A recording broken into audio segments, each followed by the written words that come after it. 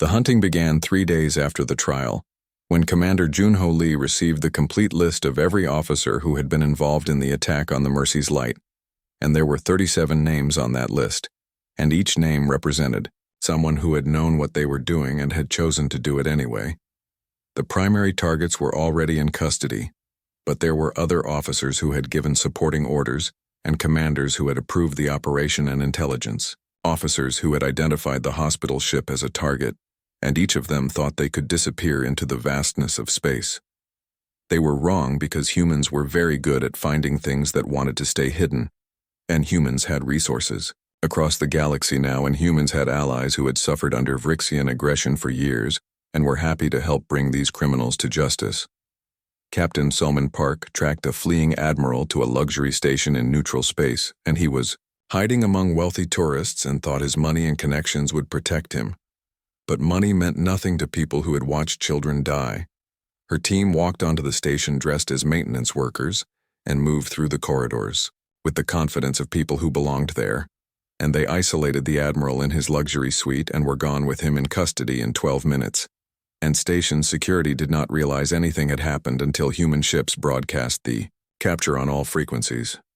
Master Sergeant Dongyun Bei specialized in extractions, and over the next 3 months he and his teams pulled 17 officers out of hiding places across 5 systems, and each operation was precise and professional, and resulted in 0 casualties because humans were proving that you could wage war without becoming the thing you were fighting against. Lieutenant Gina Yoon interviewed each captured officer and recorded their statements and built a comprehensive picture of how the attack had been planned and authorized and executed, and what she found made her sick because this was not the action of a few rogue commanders, but a systematic policy. The orders had come from high in the Vrixian military command, and they had identified hospital ships as targets because refugees kept escaping. Vrixian-occupied territories aboard medical vessels, and those refugees told stories about atrocities and war crimes and ethnic cleansing. The Vrixian High Command had decided that stopping those stories was more important than following galactic law, and more important than the lives of healers, and more important than the principles that held civilization together. When Gina presented her findings to Admiral Deho Kang, he sat in silence for a long time, and then he asked if she was certain and if the evidence would hold up in court. And when she said yes, he authorized the expansion of the operation. The hunt grew larger, and now human forces were not just tracking officers directly involved in the Mercy's Light attack, but everyone in the chain of command who had authorized or enabled the policy of targeting medical vessels. Ambassador Kyung Park worked the diplomatic channels and coordinated with other species and built a coalition of governments who agreed that this could not be allowed to continue. And 3 species offered their intelligence services, and 5 species offered use of their territory, and 7 species offered material support. What surprised humans most was that some Vrixians helped them, because not every Vrixian supported what their military had done, and not every Vrixian was willing to accept that atrocities were justified by military necessity. Vrixian merchant. Captain provided the location of a fleeing officer, and when asked why, he said his sister had been a nurse and she had volunteered on medical missions, and she would have been horrified by what her own military had done. A Talarian colony offered use of their listening posts because their governor said he had lost his daughter to Vrixian raids 10 years ago, and the Galactic Council had done nothing, and maybe finally someone was making the Vrixians pay for their crimes. The galaxy was realizing that humanity was not fighting this battle alone, and was not motivated purely by revenge, but by a principle that others could support, that some crimes were so terrible that they demanded justice regardless of how powerful the perpetrator was. One by one, the conspirators were captured and brought to human custody, and each one was treated according to strict rules of war with medical care and proper food and legal representation, and the contrast with how they had treated the Mercy's Light crew was deliberate and obvious. Some officers surrendered when they realized they could not hide, because human intelligence seemed to know everything, and human special forces seemed to be everywhere, and fighting against capture would only make things worse. Others tried to resist, and those confrontations ended badly for them, because human soldiers were professionals who had trained for decades and who carried equipment designed to win fights quickly and decisively. The last major target was a Vrixian general who had been 3 levels up the chain of command from Thaxir, and he had approved the policy of targeting medical vessels carrying refugees, and his signature was on 17 different orders authorizing similar attacks. General Krevnas believed he was untouchable because he had retreated to a heavily fortified military complex in the heart of Vrixian space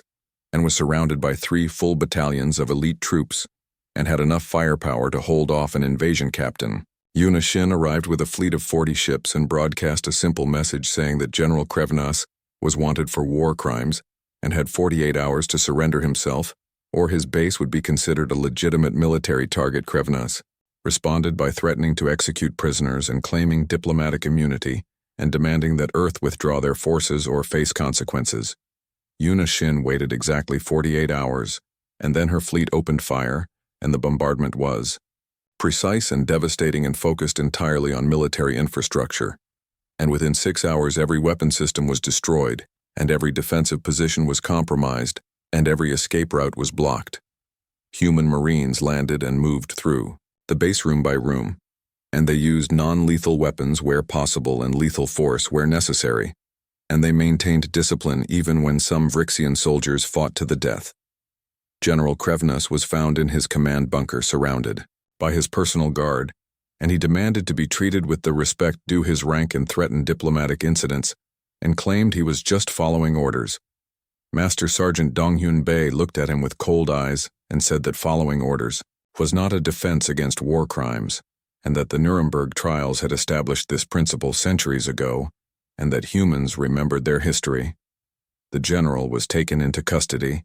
and his base was secured, and of his 3 battalions, 412 were dead because they had fought rather than surrender, and 893 were wounded and the rest were prisoners. Human medical teams treated the wounded, including those who had been fighting against them just hours earlier, because doctors did not take sides and did not refuse treatment and did not let people die just because they were enemies. A Vrixian soldier who had been shot 3 times by human Marines woke up in a medical bay, being treated by a human doctor, and he asked why they were saving him. And the doctor said because that was what doctors did.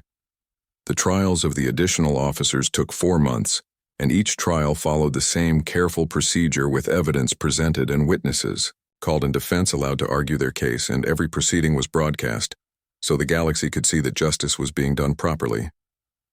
Some officers showed remorse and testified against their superiors, and those who cooperated received reduced sentences, because human law recognized that not everyone was equally guilty and not everyone deserved the same punishment. Others remained defiant and claimed they had done nothing wrong, and those officers received the harshest sentences, because they showed no understanding of what they had done, and no possibility of rehabilitation.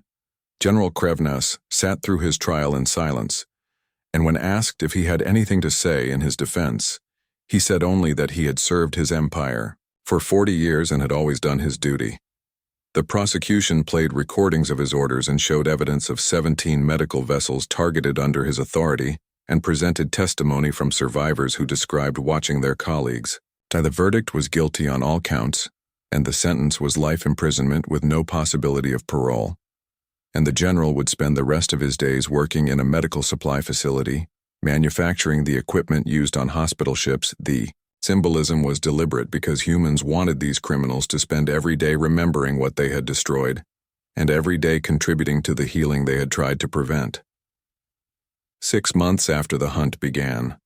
all 37 officers were in custody and the trials were complete, and the sentences were being carried out, and the galaxy had watched the entire process.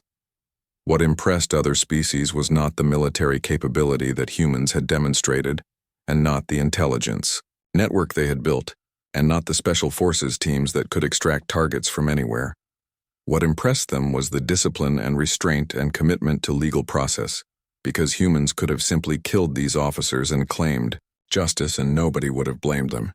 The memorial stood in Earth orbit where it could be seen from every continent, and it was a crystal structure that caught the light of the sun and scattered it into 335 distinct beams, and each beam represented a soul lost on the Mercy's light, and the structure faced outward toward the galaxy like a beacon or a warning or both. Admiral Daeho Kang came to the memorial often, and he would float in the observation platform nearby and watch the light play across the stars and think about what humanity had accomplished and what it had cost and whether it had been worth it. He believed it had been worth it because the galaxy was different now, and hospital ships flew under protection, and war criminals faced justice, and the rules that held civilization together were stronger than they had been. But the cost had been high, and not just in lives lost on the Mercy's light, but in the innocence humanity had surrendered when they revealed their true military power and joined the galaxy's power games.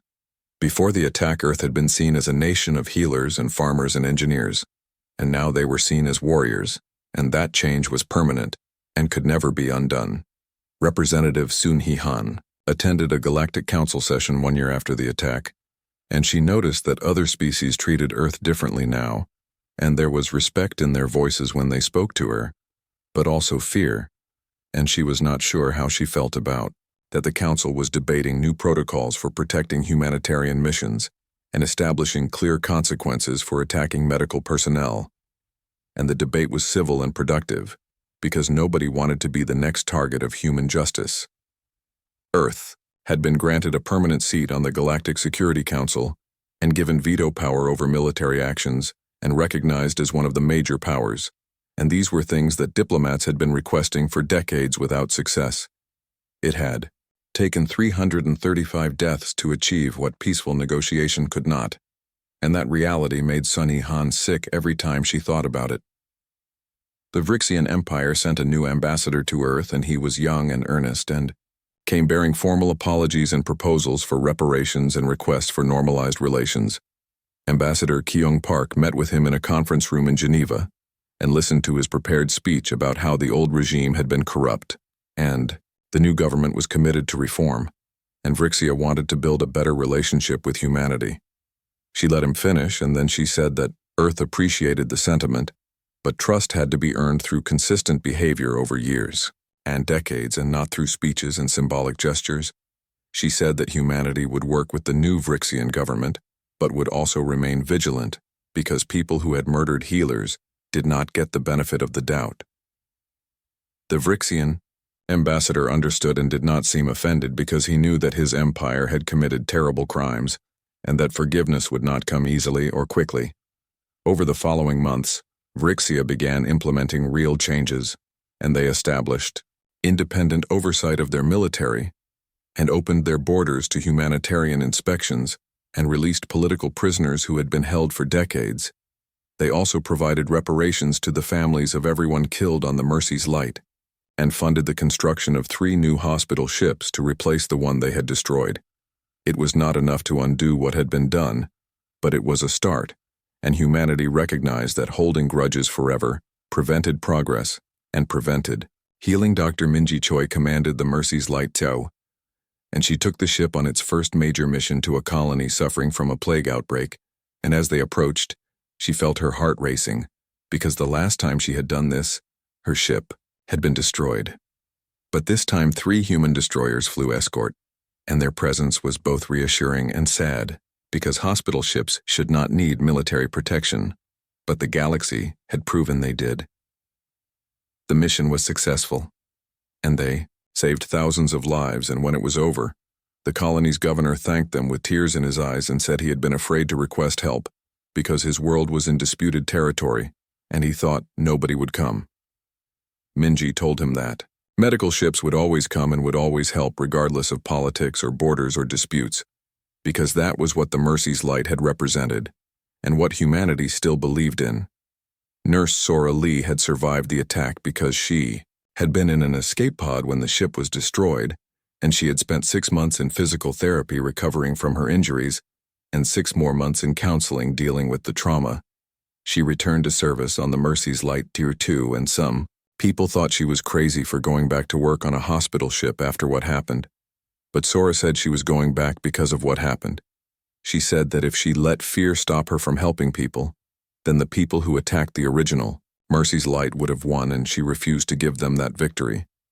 Her first patient on the new ship was a child suffering from radiation poisoning, and Sora held the child's hand and sang the same lullabies she had sung on the day she almost died, and the child recovered and went home. Every life saved was a testament to those who had been lost, and every patient treated was proof that humanity had not been broken by tragedy.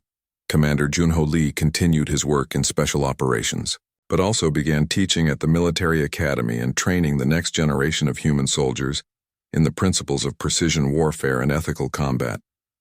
He told his students that anyone could kill and destroying was easy,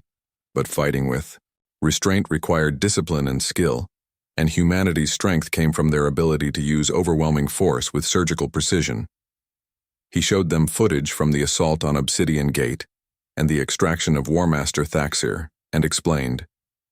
how every operation had been planned to minimize casualties and avoid collateral damage.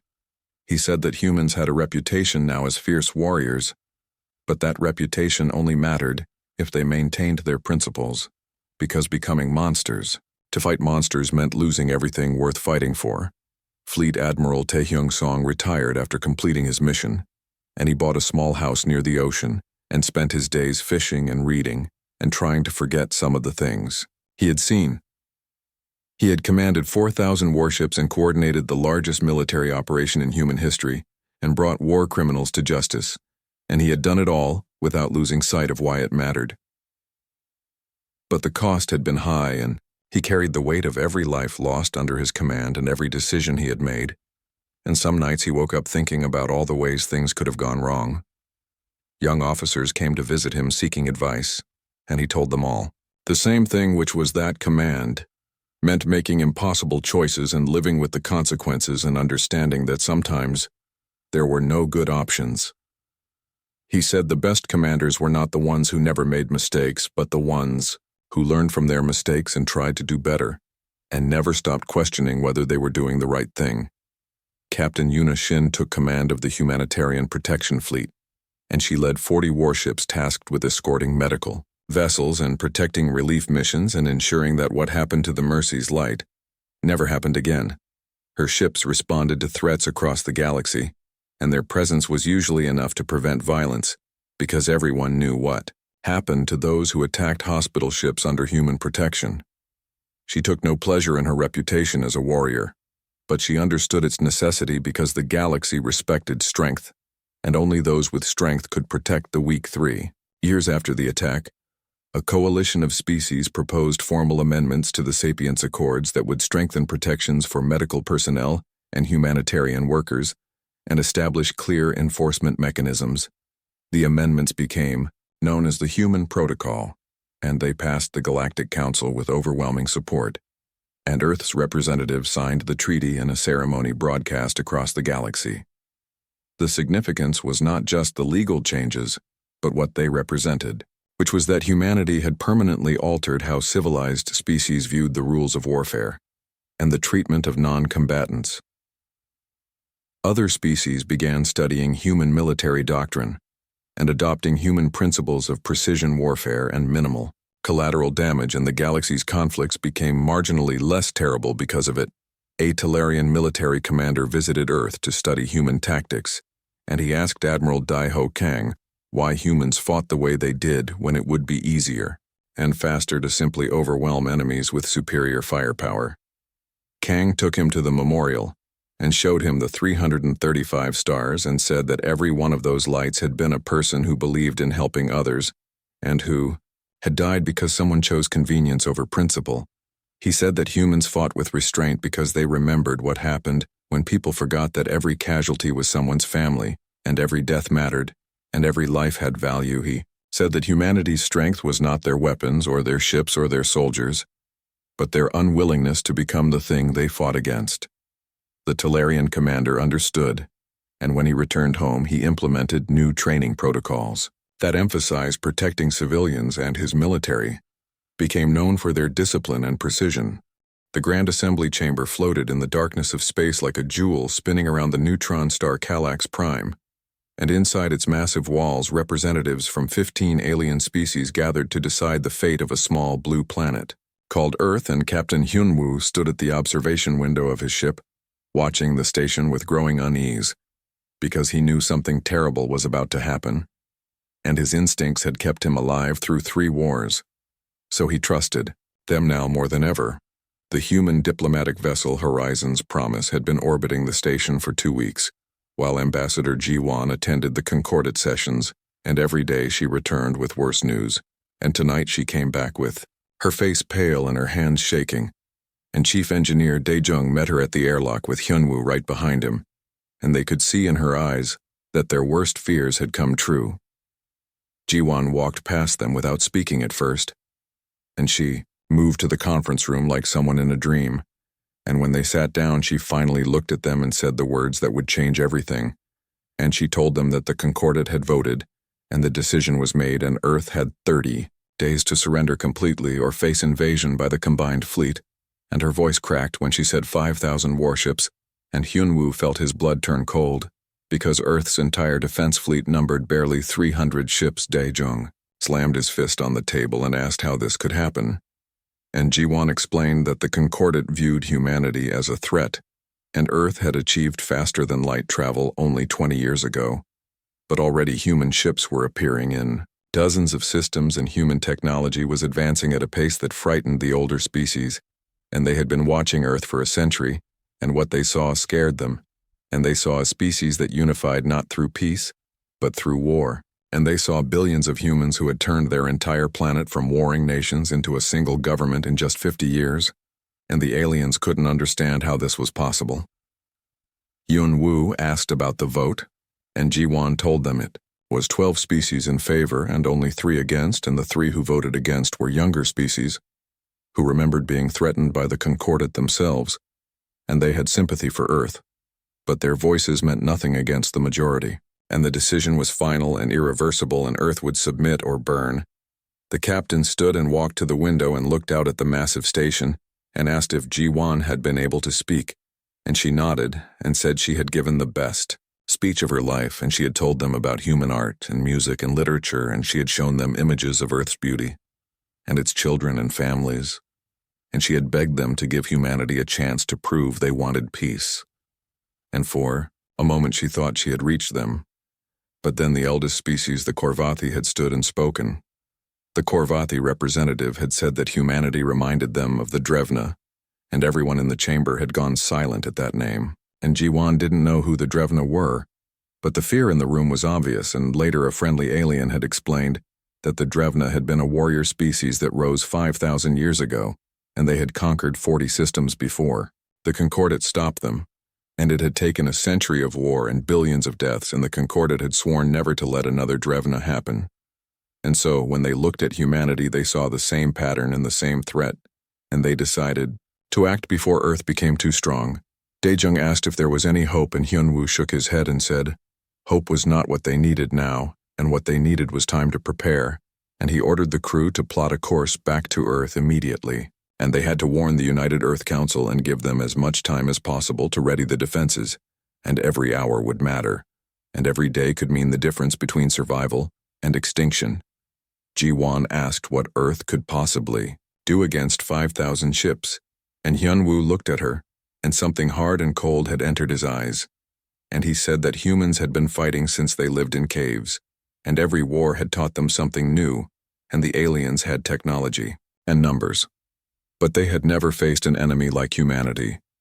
And Dae-jung nodded and added that the Concordate had been at peace for 3 centuries, and their last real war had been 1,000 years ago, and they fought by rules and codes of honor, and humans had no such luxury, and humans fought to survive.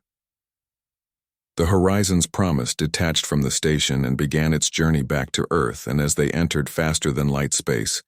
Hyunwoo called his senior officers together and told them to start thinking like warriors instead of diplomats,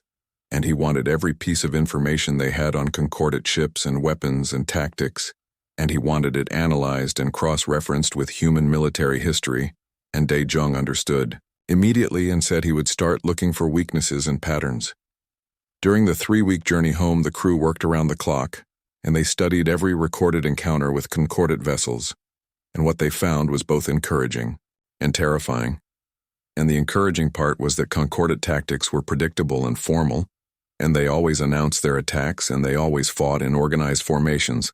and they never used deception or surprise, and it was like watching an ancient tournament instead of a real battle. And the terrifying part was that they had never lost because they never needed tactics better than overwhelming force. Hyun-woo spent his nights alone in his quarters, looking at pictures of Earth and thinking about the billions of people who had no idea what was coming. And he thought about his sister who taught school in Seoul and his parents who ran a small farm in the countryside. And he thought about every human who would die if Earth lost. This war and the weight of it pressed on him like a physical thing. And he knew that in 30 days the choice would be simple. And Earth would either kneel or fight. And he knew his species well enough to know which they would choose when they finally emerged from FTL space near Earth. The crew was exhausted but ready. And Hyun-woo immediately sent an emergency transmission to the United Earth Council. And within hours he was standing before the most powerful leaders of humanity and telling them that an alien armada was coming,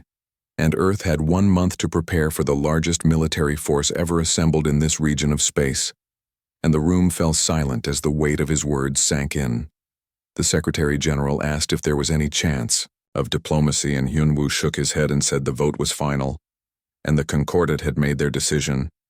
And Ji-won stood and added that she had tried everything, and the aliens believed humanity was too dangerous to exist as a free species, and they would accept only total surrender and integration into their empire, and Earth would lose its government and its military and its independence. One of the council members asked what surrender would mean, and Ji-won explained that Earth would become a vassal world, and humans would be permitted to live but under Concordat law and supervision, and Earth's technological advancement would be controlled and limited, and humanity would never reach the stars, and they would exist as a curiosity and a cautionary tale. And Hyun-woo watched the faces of the council members as they processed this, and he saw anger replace fear, and he saw determination replace doubt. The vote was called, and it was unanimous,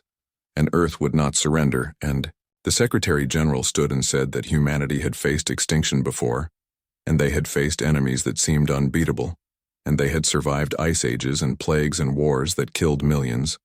and they had always found a way to endure, and this would be no different. And if the Concordat wanted Earth, they would have to take it, and humanity would show them why apex predators should never be cornered.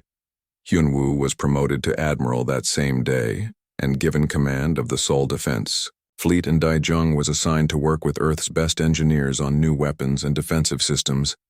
and Ji-won was sent to contact the 3 species who voted against the invasion and see if any of them would provide intelligence or support. And the whole planet mobilized for war, and factories that made consumer goods switched to making ammunition and ships, and every person on Earth knew what was coming, and they prepared themselves for the fight of their species' life as Hyun-woo stood on the bridge of his new flagship Indomitable and looked out at Earth below. He made a silent promise,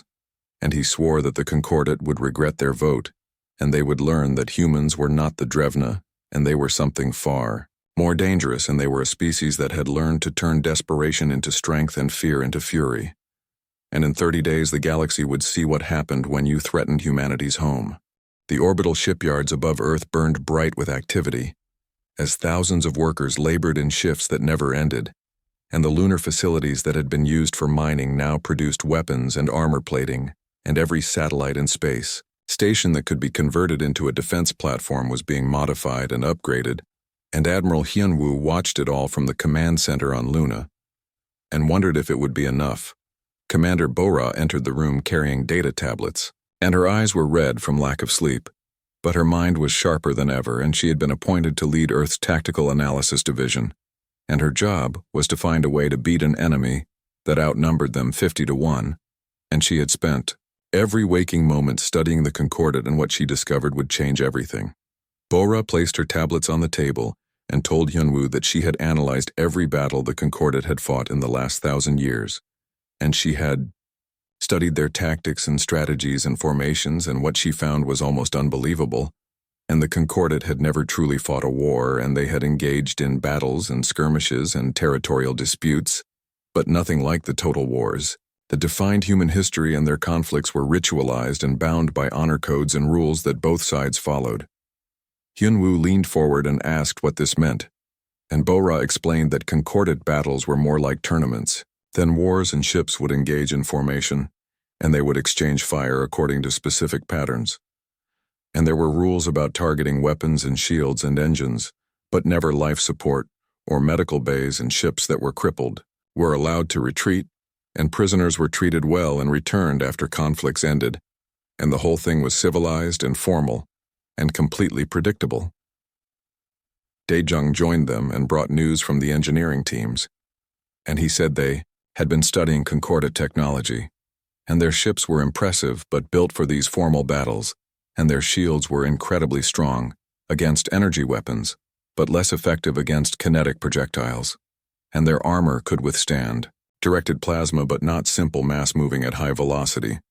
and their sensors were designed to track ships that broadcast their positions as part of the honor code, and stealth technology seemed to be something they had never developed. Bora pulled up a tactical display and showed them a typical Concordat formation, and it was a massive sphere with capital ships in the center,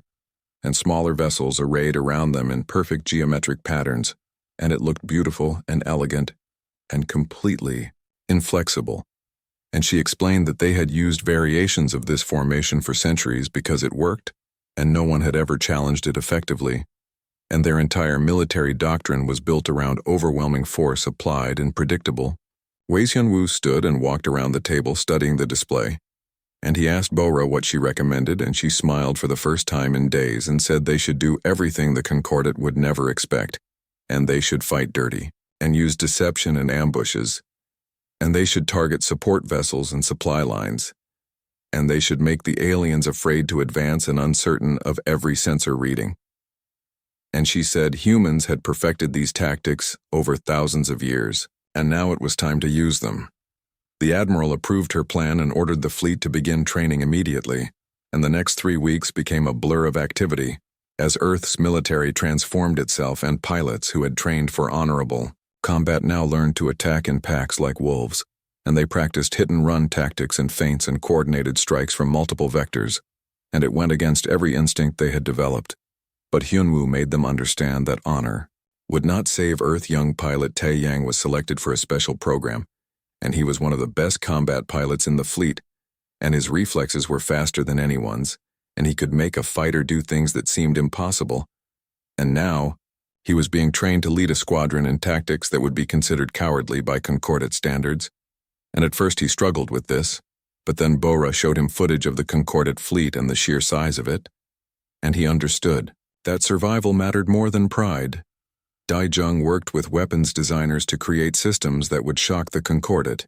and they built kinetic missiles that looked like space debris until they activated, and they designed mines that could drift cold and silent for weeks before detonating,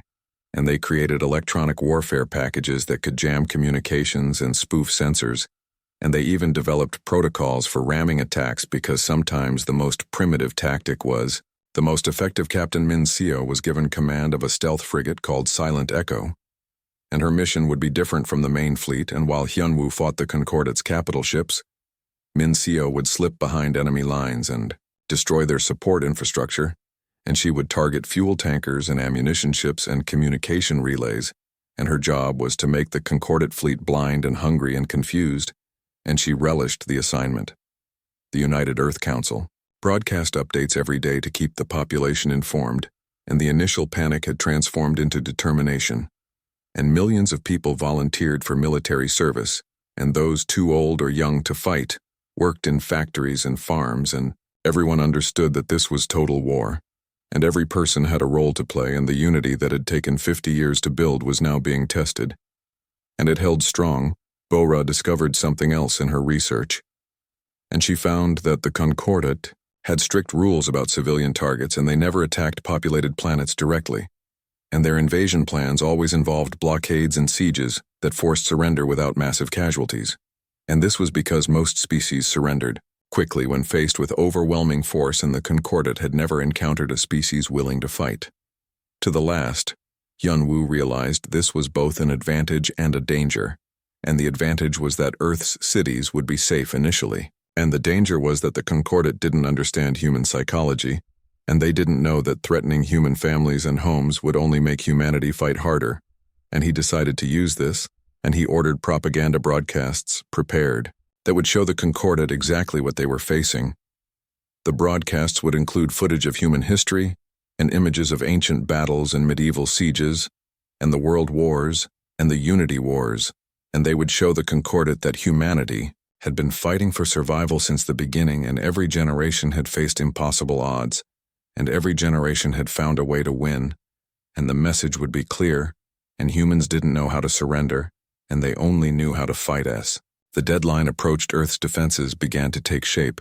and the outer solar system was seeded with millions of hidden mines and sensor buoys and automated weapons platforms, and the asteroid belt had been turned into a maze of ambush points and false targets, and Neptune's orbit held a surprise that Daejung had personally designed, and the trap was set. And now they just needed the Concordat to walk into it. Tae-yang led his squadron through their final training exercise, and they practiced swarming tactics against simulated Concordat ships, and instead of engaging in one-on-one dogfights, they attacked in coordinated groups, and they overwhelmed individual targets with concentrated fire, and then vanished before reinforcements could arrive, and by the end of the exercise they could destroy twice their number of enemy fighters, and the old tactics of honor duels seemed foolish now. Bora briefed the fleet commanders on the battle plan, and she explained that they would give ground slowly and make the Concordat pay for every kilometer they advanced, and the outer system would bleed them, and the inner system would break them. And if everything went according to plan, the Concordat would lose thousands of ships before they even saw Earth, and she acknowledged that many humans would die too. But that was the cost of survival. Hyunwoo spent the final days visiting different parts of the defense fleet, and he spoke to crews and pilots and soldiers, and he saw fear in their eyes but also determination. And he told them that the galaxy saw humanity as primitive and weak, and the Concordat expected Earth to surrender without a real fight, and he said they were about to learn the most important lesson in human history, and never underestimate someone fighting for their home. The night before the deadline expired, Hyunwoo stood in the observation dome of Luna Command and looked at Earth hanging in the black sky, and the planet looked peaceful and beautiful, and he thought about every human down there sleeping in their beds and trusting the military to protect them, and the weight of that trust was almost too much to bear. And he made another silent promise, and he would do everything in his power to keep Earth safe. Bora joined him, and they stood in silence for a while, and finally she asked if he thought they could win, and Hyunwoo didn't answer immediately, and he thought about the odds and the numbers and the Concordat's overwhelming advantages. And then he thought about human history and every time his species should have gone extinct but didn't, and he said they would win because they had to, and because humans were. The Concordat combined fleet emerged from faster-than-light space at the edge of the Sol system, like a swarm of stars, and Admiral Hyunwoo watched the sensor displays as 5,000 contacts appeared on the screen, and each one represented a warship crewed by aliens who had never known defeat, and the sheer scale of the force was breathtaking and terrifying and beautiful in its own way. And he understood now why no species had ever resisted the Concordat successfully. The alien fleet arranged itself in the traditional formation and a massive sphere 300 kilometers in diameter, and the capital ships positioned themselves at the center, while cruisers and destroyers and fighters formed the outer shell. And it was perfect geometry and overwhelming power. And the Concordat commanders expected this to be enough, and they expected humanity to see this force and surrender immediately, and they were about to learn their first lesson. Commander Bora monitored the enemy from Luna Command, and she watched their movements and compared them to her predictions, and everything was unfolding exactly as she expected. And the Concordat was following doctrine that was centuries old, and they broadcast their position openly and moved in predictable patterns, and she almost felt sorry for them because they had no idea what was coming. And then she remembered they came here to conquer Earth, and her sympathy vanished. The Concordat sent a final demand for surrender, and Admiral Hyunwoo received it on the bridge of Indomitable, and the alien commander's message was polite and formal, and promised that Earth would be treated fairly if they submitted now, and resistance would only lead to unnecessary deaths, and the commander seemed genuinely confused about why humanity hadn't already surrendered, and Hyunwoo deleted the message without responding, and instead he gave the order to begin. Earth's defense fleet had been positioned throughout the inner system, and only a small force of fast frigates waited near Neptune, and when the Concordat advanced toward them, these human ships turned and fled, and it looked like panic. And the alien commanders smiled at each other and thought this would be easier than expected, and their fleet pursued in perfect formation. and they crossed Neptune's orbit and entered the kill zone. The first mines detonated, and they had been hidden among thousands of pieces of debris and ice chunks, and the Concordate's sensors had dismissed them as natural objects, and suddenly the vacuum of space erupted with explosions and kinetic projectiles moving at relativistic speeds, tore through the outer shell of the alien formation, and shields designed to stop energy weapons barely slowed the simple mass, and in the first 30 seconds, 200 Concordate ships were destroyed or crippled. The alien fleet halted in confusion, and this wasn't how battles worked, and there had been no warning and no formal declaration of engagement and no honorable approach, and mines were considered weapons of cowards, and the Concordate commanders didn't know how to respond, and while they hesitated, more mines activated and targeted their damaged vessels and finished them off, and the death count climbed to 300. Bora watched the battle display with satisfaction, and the first phase had worked perfectly, and now came the second phase, and she gave the signal, and throughout the outer system, hidden weapons platforms activated, and they had been floating cold and silent for weeks, and the Concordate sensors had never detected them. And now they opened fire from a dozen different angles,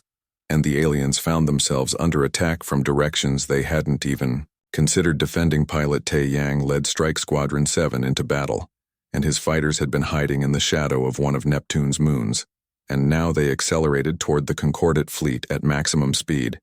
and they didn't approach in formation and didn't broadcast challenges, and they came at the enemy like wolves hunting prey, and the Concordate fighter screen moved to intercept, but they expected traditional dogfighting, and Tai Yang's squadron didn't give them that. The human fighters ignored single opponents, and instead they focused fire on individual alien ships, and 3 or 4 fighters would target one enemy and destroy it in seconds and then move to the next target, and the Concordate pilots tried to engage in honorable one-on-one combat. But the humans refused, and they fought as a pack and used tactics that seemed unfair and dishonorable. And within 10 minutes the Concordate had lost 50 fighters, while Tai Yang's squadron lost only 3. The alien commanders finally began to understand that something was wrong, and this wasn't the kind of war they knew, and Admiral Hyunwoo watched their fleet start to reorganize, and they pulled their damaged ships to the center and reinforced their perimeter, and sent scout vessels ahead to check for more mines, and it was the correct tactical response. But it was also exactly what Bora had predicted, and while they reorganized, more time was wasted, and more opportunities were lost. Captain Min Seo brought silent echo around the edge of the battlefield, and her stealth frigate was invisible to Concordate sensors, and she had been waiting for this moment. And while the main fleet engaged from the front, Min Seo slipped behind the enemy lines and found what she was looking for, and the Concordate support vessels hung back from the fighting, and fuel tankers and ammunition ships and repair vessels, and they were undefended because the aliens never considered that anyone would target non-combat ships. Min Seo's weapons officer launched a spread of torpedoes, and they were moving fast and silent, and the support vessels never saw them coming,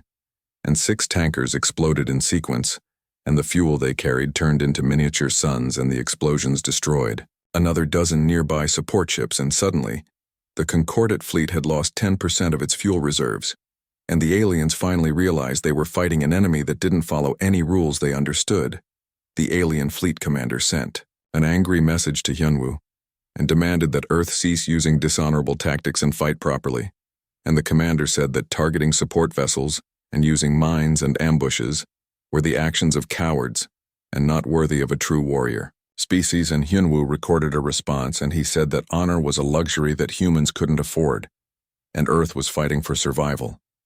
and the Concordate should have thought about that before they voted to invade. And then he cut the transmission. Bora ordered the next phase, and the human frigates that had been retreating suddenly reversed course, and they were joined by destroyers that had been hiding throughout the region, and the combined force hit the Concordate fleet from multiple angles, and they didn't try to win battles, and they just fired and ran, and the aliens would turn to pursue,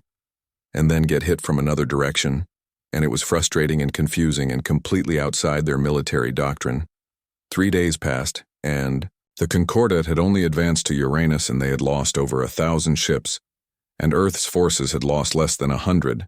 and the ratio was unsustainable for the aliens, and their commanders held councils and argued about tactics, and some wanted to withdraw and regroup. But their pride wouldn't allow retreat, and they had never retreated, and they couldn't start now. And so they pressed forward into the teeth of humanity's defense. Taeyang's squadron grew bolder, and they started targeting not just fighters but larger vessels, and they would swarm a destroyer and hit its engines and weapons and then vanish before the ship could respond effectively. And the Concordat adapted and started using fighter screens more effectively, but humans adapted too, and they learned and evolved and changed tactics, and the aliens discovered that humans were very good at learning from mistakes. The battle continued, and humanity gave ground slowly, and every kilometer cost the Concordat ships in lives and equipment and morale, and the aliens had expected a quick victory, followed by Earth's surrender, and instead they were fighting a grinding war of attrition against an enemy that seemed to have no honor, and no fear, and no quit. And young alien soldiers who had joined the military for glory and adventure found themselves in a nightmare where death came from unexpected angles. Hyunwoo rotated his crews and kept his forces fresh,